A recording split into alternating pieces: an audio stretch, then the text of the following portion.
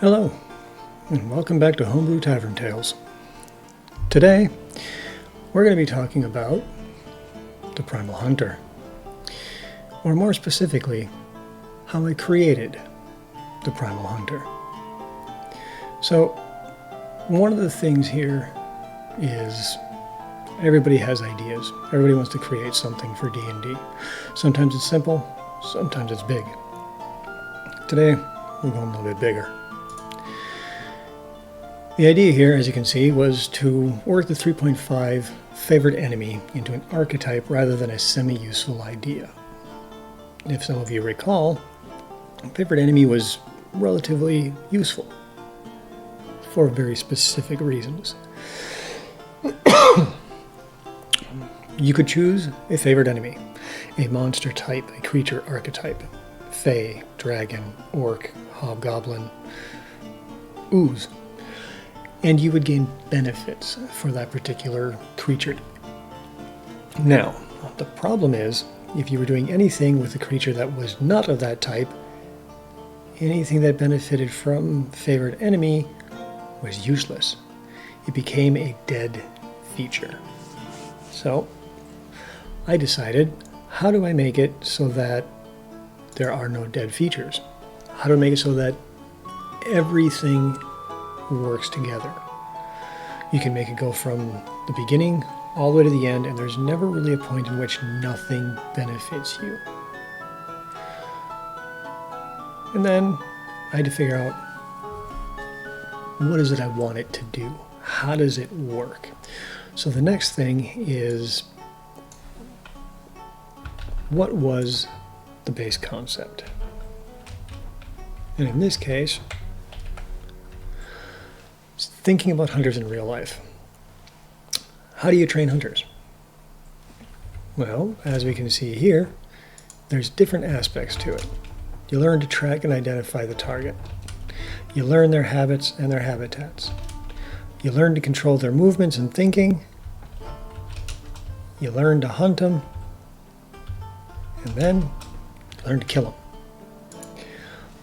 Well, if we think about it in the aspect of a subclass, that's basically your leveling range. Level 3, level 5, level 7, level 9, level 11, 15, 17, all the way up until the end of it. Right there's your level progression. But now I need to put it into the game. Now I need to put it in a way where it makes sense and it doesn't overflow or undercut itself. It has to work with what the ranger already is. And the ranger already has some general things. I got to backtrack a little. I say rangers have general things, and some people might not agree with me, but from everything I've seen for a ranger, it's basically, as the memes out there state, it's a dex-based fighter. And a dex-based fighter will actually have a lot more going for it in some situations than an actual ranger. So, what makes a ranger special? What makes it unique? And that's also where the whole idea of favorite enemy came into play. Favorite enemy originally is what made rangers special. They were focused, they were specialists at hunting those particular creatures. Now that same specialization is also what created some dead parts to that class, but they were specialists. When 5e came out, that specialization was lost. Favorite enemy turned into, here, have a free spell. There was no specialty to the hunter, to the ranger. That's where this also came in. That's also where I went into, what was a ranger in the first place? Ranger was a hunter. A ranger is basically the evolution of what hunters became. Or at least that's the idea behind the Primal Hunter. So, back into the class. What is the first thing we have to do? We have to turn around and choose the favorite enemy. But we can't use the same term. We can't use the same language, as it were, because favorite enemy is already in the game. So with that, we have to create a new name for it. And as such, I've got to find again real quick what I have set here. We have the first ability, Hunter's Quarry. So in this particular situation, you choose 2 creature types and they become your quarry. Now, favorite enemy is linked directly to Hunter's Mark, so we can't use that. So quarry has become the new term that I have for this subclass. So you choose your quarry, and then at level 7, 11, and 15, you get to choose another quarry. At level 3, you automatically get 2. When you make a survival, perception, investigation, or intelligence ability check to identify, track, locate, or otherwise interact with one of your quarry types, you add your proficiency bonus to the check. But if you're already proficient, you double your proficiency bonus, basically gaining expertise, specifically when interacting with your quarry. Now you've become that specialist again. You're a specialty hunter for that creature type. My quarry is going to be undead. I'm going to learn undead, I'm going to understand undead. I'm going to know the difference between a wight, a zombie, a ghast, a shadow, a banshee. I will know what makes each of them special, what makes each of them unique. And I will have bonuses to do so. But then there was something else. We have Hunter's Mark. Now, I wanted to play around with this a bit more. So I decided to upgrade the Hunter's Mark, and we now have, it didn't transfer. Why didn't you transfer? Yay, technical errors. Let's try this again. There we go. We now have Primal Hunter's Mark. So in this particular situation,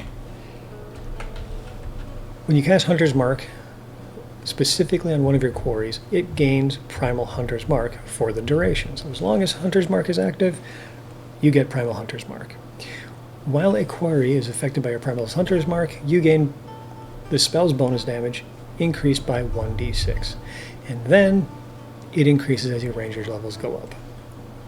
And the progression is going to look somewhat familiar.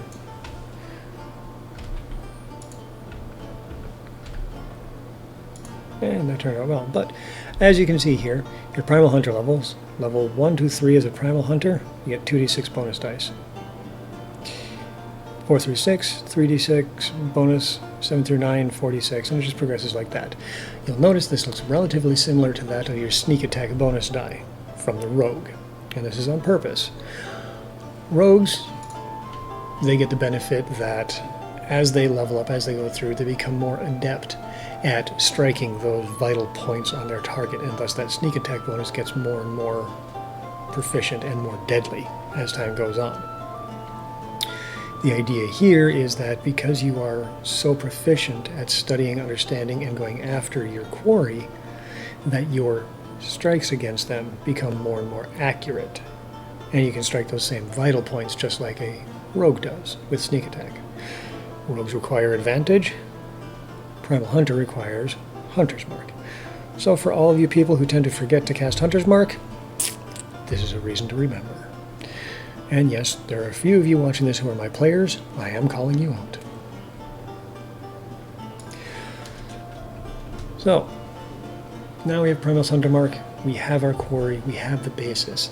This right here is the ability to track and identify your target. The next part is learning habitats, learning their habits. Or, more easily known, you need to know your prey.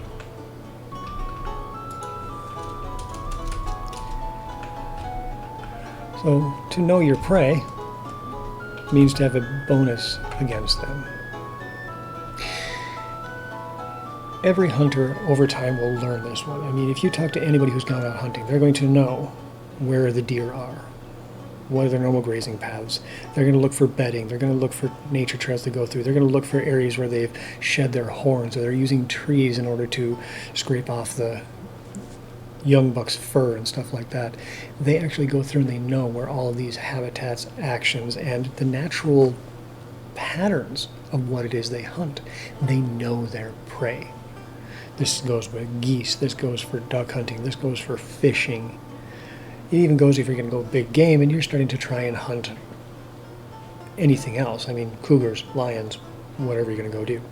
You're going to want to know your prey. And that's what this does for you. So one of the first things is, once you have Primal Hunter's mark attached, you'll immediately learn and constantly know the health of the creature. Is it healthy? Is it injured? Is it bloodied? Is it near death? Now, this isn't normal terms that are used in 5e 2024.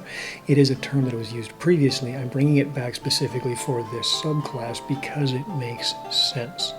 A hunter is going to know, is their quarry in good health?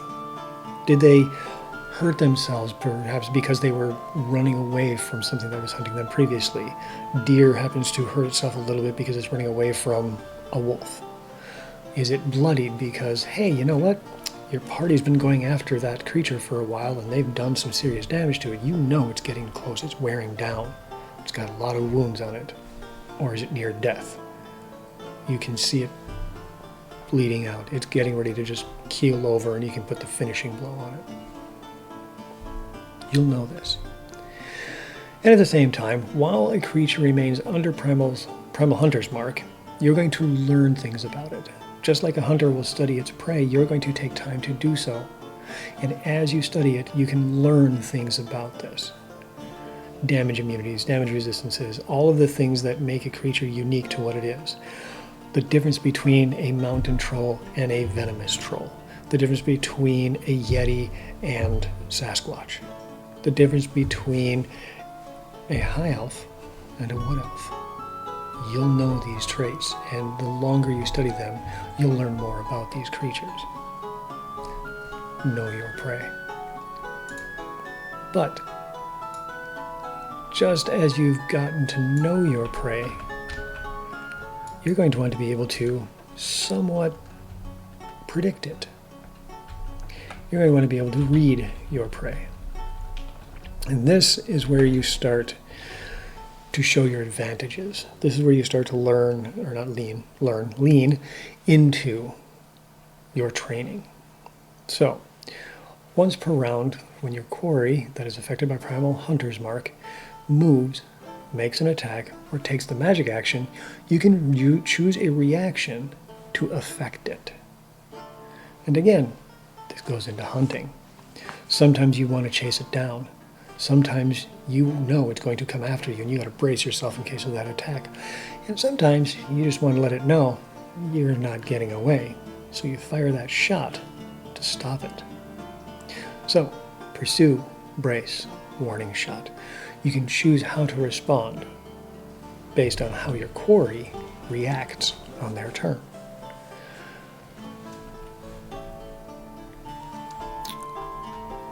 So now we've gotten into this. We've got the beginnings of this one. And I would like to hear, comment in the chat, something like that. How does this make you feel when it comes to looking at the classes that we have now, the subclasses we have now? Does their progression through their skills make sense? If you look at them in the concept of how are they progressing through their levels? Are they getting more and more intelligent with how they are as a player or as a person, as skilled in their thing?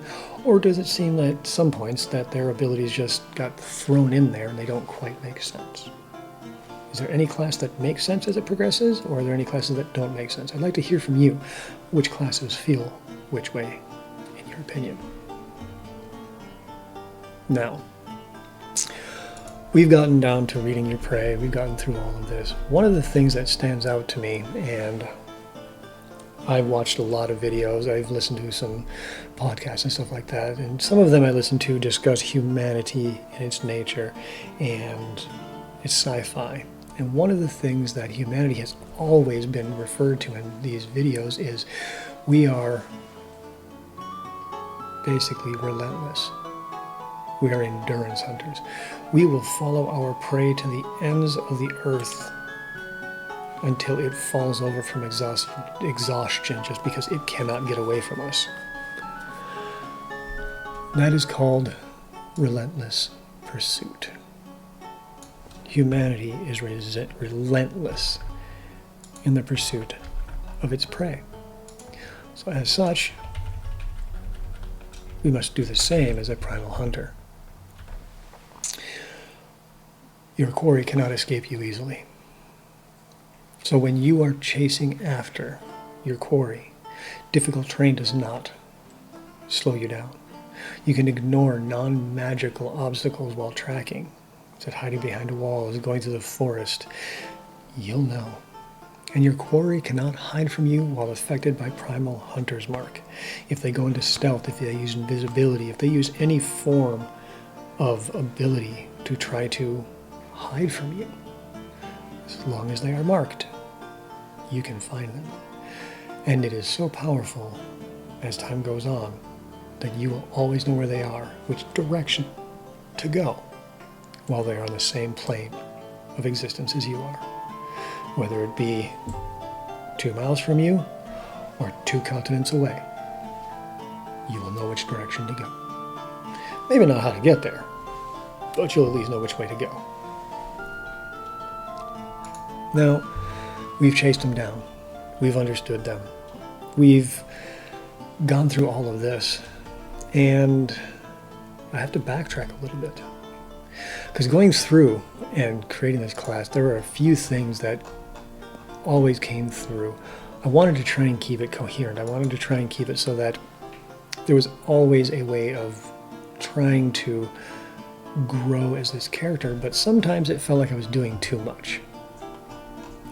And I was also worried about the fact that Primal Hunter's mark was going to be one of the more robust aspects of the class, because it almost felt like if you didn't have Primal Hunter's mark, that you would lose out on the class when you start running back into that favorite enemy territory of 3.5.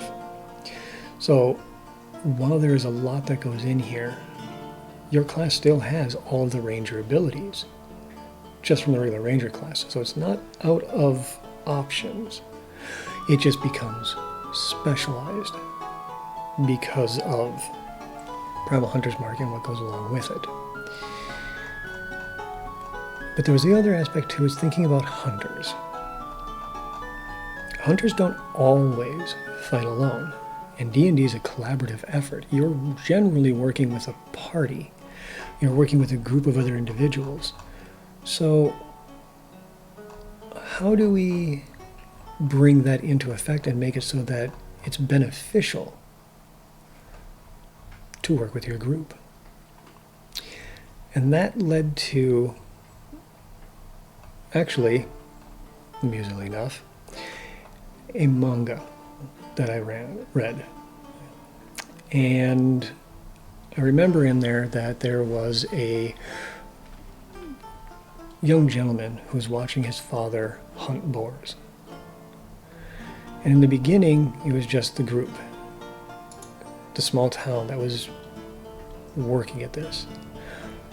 But then, as the child grew older, he wanted to go along with his father and hunt boars as well. He wanted to prove his worth as a man. And his father said no. But the person who oversaw their lands sent a new group of people with them, said, hey, bring them with, teach them how to hunt boars. We're going to need to increase the amount of meat you hunt. So they brought these new people, and the new people thought they were better, so they didn't listen to the training.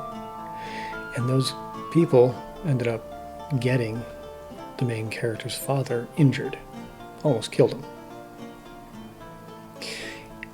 And it was that concept where they were so used to doing it their way that teaching it to others became a problem. But the more they trained, the more they worked together, the more they became a cohesive unit, and that working together became the key factor at being able to hunt more, hunt faster, hunt more efficiently. And they started to take down more and more boars at a time. And that concept of working together, that made me think, we need to do that for this game. So, we move into the next concept. herding. Hunters will do this quite often. You will take your prey and you will move them to where it makes the most sense for you to attack. So, when your quarry is affected, once again by Primal Hunter's mark, and willingly takes the dash or disengage action, you may use your reaction to force it into a poor position. The creature must make a wisdom save, and if they suffer, or if they fail, they suffer an appropriate effect. If they were dashing, it treats all movement until the end of its turn as difficult terrain. If they disengage, the creature's speed becomes 10 until the end of its turn. Now, this may seem powerful, this may seem OP for some situations, especially with some interactions with other feats and situations in that particular fashion, but that's the point. If you start being creative, go for it. And this is where I'm going to call out one other aspect. It is up to your DM, your Dungeon Master, to decide what they'll allow, what they won't allow, and how much those interactions play together. Some will play by raw, rules as written. Some will go by rye, rules as intended. But it's up to your DM, so make sure to discuss with them. And I mean discuss. Do not argue your point saying you should be overpowered. Discuss with them because it needs to make sense for their world and your playstyle. So, yes, there are some powerful functions in here, and it can do some very strong things, but it's D&D, or whichever TTRPG you decide to use this for. So, have fun. You're supposed to be overpowered in some situations. So once you have herded your prey, once you've gotten them to be moving into these poor positions, you've understood them, you've basically gotten to the point where you have cornered your prey. Now this is the first, well I shouldn't say first, this is the second major keyword for the class. Cornered is a new,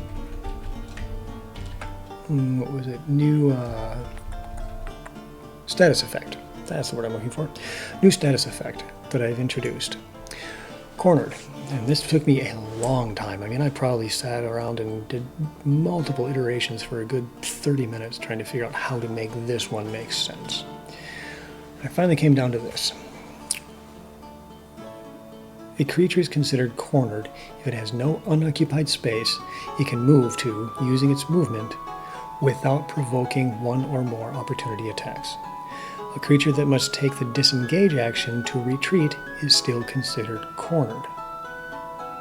Now I'm going to start there before we jump into the benefit, because the benefit is also pretty nice.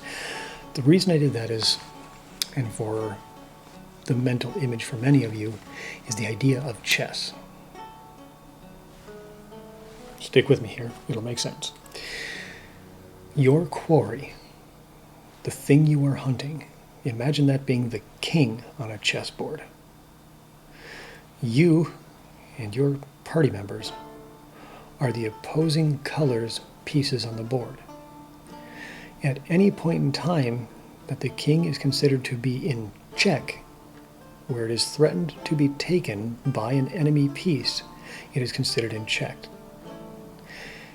That is the same concept here. At any point in time that the prey, that the quarry would have to disengage, would have to retreat, would have to move away and give you the initiative because it needs to reposition for its benefit and safety, it would be considered cornered, and that made a difference. I had it worded so many times because of working in a group setting, but there are times where a Primal Hunter would be hunting alone. And the moment a creature decides to run away to reposition, it had become cornered by the hunter. And it knew it. That's why it had to find a new position to either flee or get in a position to attack. It was cornered. And that was the whole concept behind this and why I worded it the way I did. Now, as for the benefit, all allies benefit from this creature being cornered by gaining an additional die 6 on successful spells and attacks. Yes, spells and attacks. you have created an opening for your allies. So their next attack would be beneficial. It would do more damage. I stepped away from advantage because advantage went into a lot of mathematics.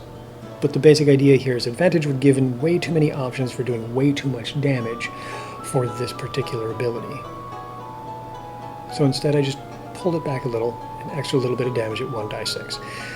Or if you want to take it into a little bit of a different idea here, they basically just gained the benefit from your Hunter's Mark. Not your Primal Hunter's Mark, but your Hunter's Mark. And because you were cornering it, this is benefiting your allies, not just yourself.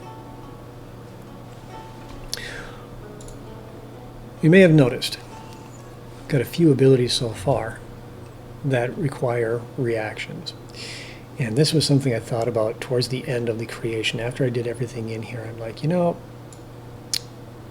hunters, primal hunters, they generally aren't all about the offensive. They, a lot of the times, are reactionary. They want to respond to how their quarry is going to react, or predict what they're going to do. So as such, you do a lot of stuff on their turn. And unfortunately, you've only got 1 reaction per turn.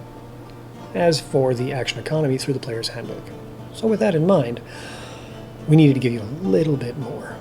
So, Hunter's Awareness. Your ability to predict your quarry's actions has become more accurate over many hunts, allowing you to respond more appropriately.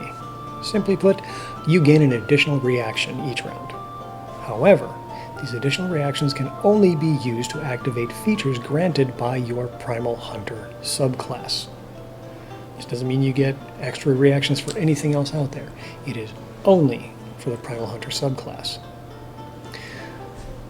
To make that a little bit simpler, if you come up here to read your prey, you have a reaction to pursue, to brace, or to use warning shot.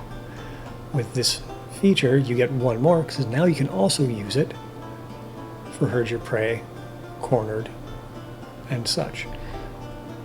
Or you can do 2 actions from read your prey. You could pursue and brace.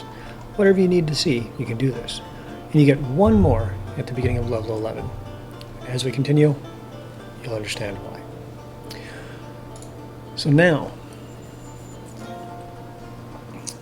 we are at this point in time. We've gone through the hunt. We have pushed your prey into a corner. The quarry has been corralled. What happens when you do this? Well, if any of you are hunters, or you might know an older analogy, but any time a creature is put into a corner, humans included, they fight back. They recognize the situation for what it is. They are cornered. They are hunted. They are getting to the point where their life is in danger and they recognize it. So as any prey does, they're going to fight back. And they fight desperately. So, with that being said,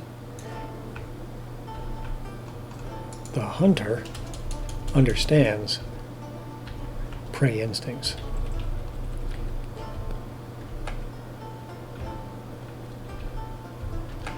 A cornered creature is dangerous. Knowing this means you can protect yourself when it attacks. When a cornered creature casts a spell or makes a melee attack against one of your allies, you can use your reaction, hence I gave you extra reaction earlier, to do one of the listed. First, pack rotation. And this also comes from that manga that I read, but also something I remember from hunting videos and other things I've watched, documentaries. You choose an ally immediately swapping spaces with the target. Triggering, the attack is resolved. The attack is then resolved against the chosen ally's AC. If the attack hits, both allies each take half the attack's damage rounded up. Now, it's a lot to say. Imagine this. You are back there. You've got your bow trained on the creature. You're ready to take your shot, and all of a sudden you notice that this creature Let's have some fun here. Let's say it is a giant boar. We'll stick with that creature because I love the idea behind it. The giant boar is cornered. It hunkers down and you notice it's getting ready to charge and gore one of your party members. It takes that first step and you know that this is going to be dangerous. It's going after your wizard. So what do? You use pack rotation and you yell out, swap. The fighter and the wizard change locations. As they do, whatever the boar rolled to attack, let's say they rolled a 16 to attack, beats the wizard's AC, but it doesn't beat the fighter's AC. The fighter steps in, redirects the blow, taking no damage, and everybody's safe. However, let's say it attacks the wizard and it rolls an 18. The fighter and the wizard change locations, but the 18 still hits the fighter. Roll damage. Let's say the damage was 12. Well, fighter takes 6, wizard takes 6. If it's 13, they both take 7.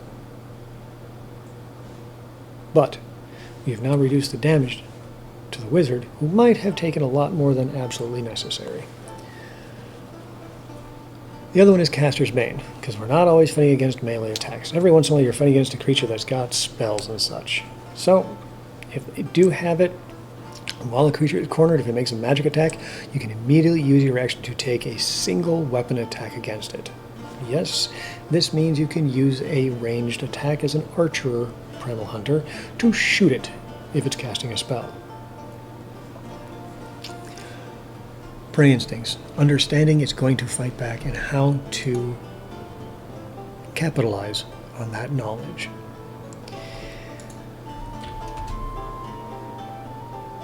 This is a lot, and for those of you who have stuck around, I thank you. I enjoy trying to teach things like this. If there's more of these you want to do, if there's anything you would like me to talk about on how homebrew can be done with other aspects, items, spells, creature types, whatever it is, let me know. I can do videos on how I personally have created those and how I balance them. And I want to talk into that about balance right now. So something I forgot about when I was creating this is the subclass gains all of the abilities of the parent class. So as we're getting to this point for, in this case, prey instincts, I totally forgot that I was still gaining ranger abilities. So at this point in time, we're level 11 with prey instincts.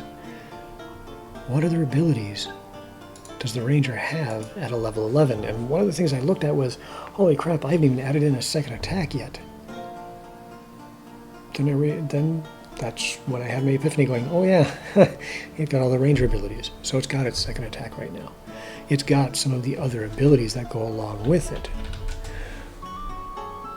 And just to give you an example right now, at level 11, they gain another subclass feature. They've already got tirelessness, ability score improvements, the extra attack.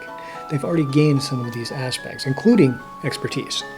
So they're not losing out. They're still getting their spells, they're getting their prepared spells, and they're getting their quarries, including, amusingly enough, their favorite enemy and proficiency modifiers. So they're not losing anything out on here. But looking at the prestige class, I had to stop and think, okay, everything that I've given it, how does that compare and add into what the ranger is already getting? Did I make one of the ranger abilities more powerful by doing this? Did I make one of the Primal Hunter abilities more powerful by what the ranger gets? And that combination allows you to understand, are you making it overpowered? Or are you making it underpowered? Because like I said, I totally forgot about the extra attack, and I'm thinking this subclass is underpowered compared to just going base ranger. So, my mistake on forgetting that, but a good lesson on looking back and seeing how do you balance each of them. To give you an idea, if I had chosen to put an extra attack on there, that means by the time we get to the end of this, the ranger would have 3 extra attacks. It doesn't seem like much, especially when you come looking at the fighter where they get so many bonus attacks, or even the monk with flurry of blows and some of the other things they can do with as many attacks as they can.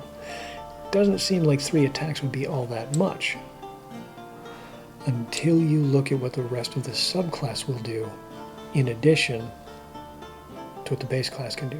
One of the simplest one is Hunter's Mark goes to a 1d10 later on.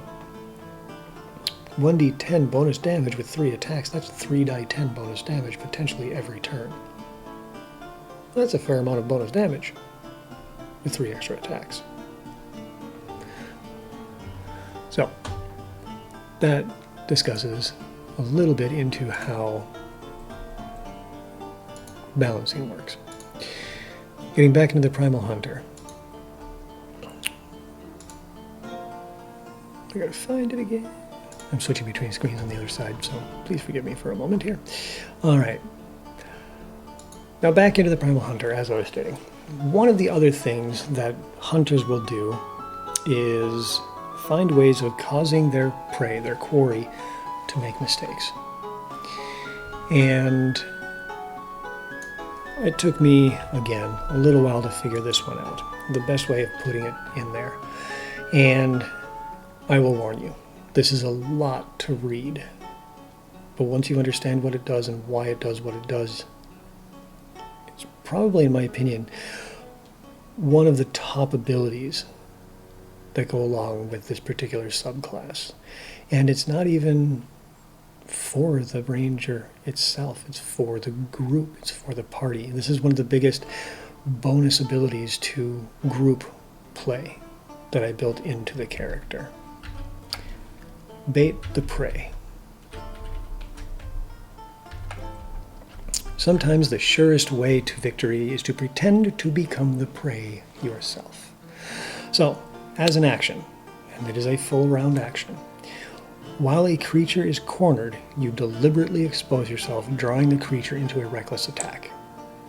Not to be mistaken for the barbarian's reckless attack. In this case, it's flavor text. It's just being aggressive and attacking because it thinks it has an opening. You must first off be within the creature's reach and a valid target for one of its melee attacks to use this feature. So, again, you can't be standing back there with a bow and use bait the prey, thinking that this creature is going to be able to attack you from 40 feet away, especially when its movement speed is only 30. It's not going to be able to come in to attack you. So you have to actually be in a position to be attacked. Same thing with is if you're invisible. If it can't see you, it's not going to be a valid target for you because it does not even know you're available as prey. It's going to go after something it can see. Next, until the start of your next turn, you cannot move, take a bonus action, use reactions, or benefit from ranger features or ranger spells that would avoid or reduce the effect of the creature's first melee attack against you. You are bait. Your entire purpose is to make this thing believe that you are an easy target and probably the best choice it has of breaking free and not getting killed. So as such, you stand there and take it. You're gambling everything on this. And the best way I can do this, the best flavor for anybody who knows, is think of a matador fighting a bull. They wait until the absolute last moment to dodge the bull's horns. It is baiting the bull. That is what you are doing here. To that end, the creature does have advantage on the first melee attack against you. However, you gain a +2 automatically to your armor class, and it will stack with brace. You have advantage on saving throws caused by the target creature's first melee attack against you. So, I say melee attack, but the reason behind that is there are some classes, some abilities, some creatures that can use spells such as Booming Blade, Green Flame Blade, Vengeful Strike. They are considered melee attacks, but they are spells. You will get an advantage on that. After the attack is resolved, whether it hits or misses, you may move the creature to any unoccupied space adjacent to you. And this is the first time I've put this in here, but until the beginning of the creature's next turn, any attack made against it by you or your allies have advantage. You just baited the prey and moved them into the worst possible position that all of your friends can now pummel it to the best of their abilities.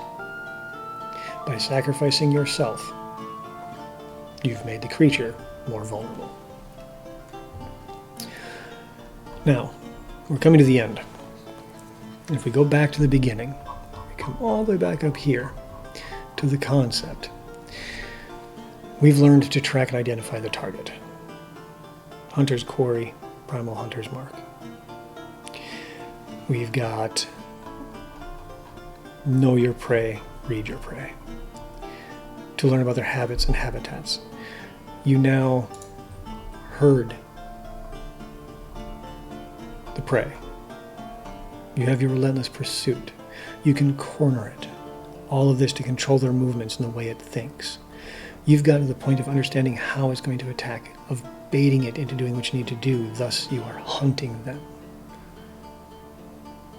with yourself and your group. We've come to the point of killing them. The end of the hunt. The finality. Now, as with any subclass or any class in general, you want the final aspects of this to feel epic. You want it to feel like this is the culmination of everything you've been doing. So I had to think about this. I had to look at it. What happens in a fight, in a hunt? How do things go on? And once again, I go back to the deer analogy. And a rather fun story for me as I recall one of them, but a gentleman I knew, I believe it was his brother. They were hunting deer, and his brother had shot one, but did not kill it. Instead, it wandered off, and they tracked it all the way to a bunch of briars. And they couldn't just leave it in there, bleeding to death. That was inhumane per se, which is weird to say when you're hunting a creature, but you don't want it to suffer any longer than it has to. And they could see it in there, and they could watch as it was basically dying. And right there, you get to notice the one thing. And we hear this in stories, we see this in books, we even watch it in TV shows. But as something is there, the last of its life going out, we always call it the dying breath. And that, I figured, was a fitting term for one of the last abilities you get. Dying breath. So when your quarry is affected by Primal Hunter's Mark, it is bloodied or near death, you can forego one attack. Mind you only have two, one from the ranger bonus attack and one from your standard attack. You get to forego one of those attacks to impose one level of exhaustion on the creature. The creature cannot gain more than one level of exhaustion from this feature, so no, you cannot stack this and just go exhaust, exhaust, exhaust, exhaust, die. No spamming. That's cheating. It's not the idea. But you have worn it down. You have tracked it. You've pushed it to its limits. You have fought it. You have damaged it. It is coming down to its final breaths, its dying breaths. And once you find your prey, once you find your quarry, and it is breathing its last, as I said for the story before, they had to show it some mercy. So what's the last thing you do?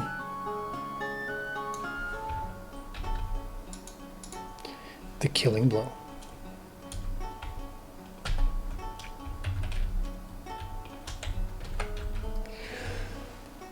When your quarry is affected by dying breath, you can choose to make a killing blow with a weapon attack against the creature.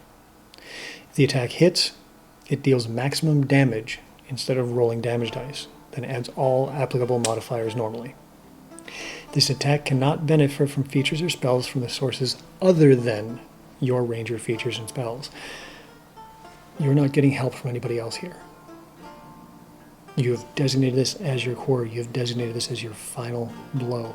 You walk up to this. The idea here that I had was when they found the deer, when they finally got into the briars, he had to take the killing blow to put the deer out of its misery, to finish the hunt.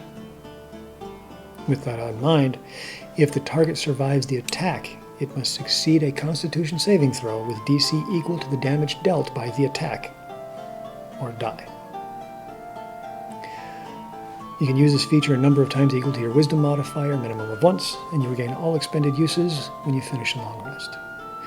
This is the culmination of the hunt. Everything you've done leads up to this point.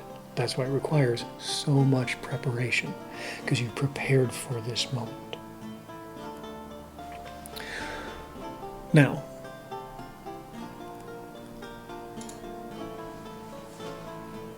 that is the Primal Hunter. I've explained some of my thoughts on how this goes through. I've explained all of the features. Every feature in here has a story to tell for both what the class is, but also how it progresses through its levels, how it progresses through the fights. When I build anything homebrew, I go for story. What is it trying to tell? I go for intent. What is it supposed to do? And I go for balance. Does it take away from the agency of the DM or other players? If it does either of those two, you need to go back and look at it again, because you should never remove the ability for somebody else in the game to have fun or to be able to interact with what is happening. Story, intent, agency. You'll hear that more as we go through, and you join me in Homebrew Tavern Tales for more of these little sessions on how I build things. And again, let me know if there's anything you want me to do this for, to explain the thought process, to show you what I've created and how I made those ideas come to life. So the last thing for all of you, as you see here, I have the image. Now I must give credit. There's a gentleman that I have known. He's actually somebody who is a regular in the Homebrew Tavern Tales. His name is Montemore. He made this for me, so I have to give him credit for it. But this is a PDF that I will be attaching to this video with the entire subclass that you may download and use for any of your campaigns. Once again, thank you. It's been my pleasure to walk you through my thought process and the birth of a new idea. As always, if you enjoyed this, like, subscribe, follow, share. And as always, I'll see you at the tavern.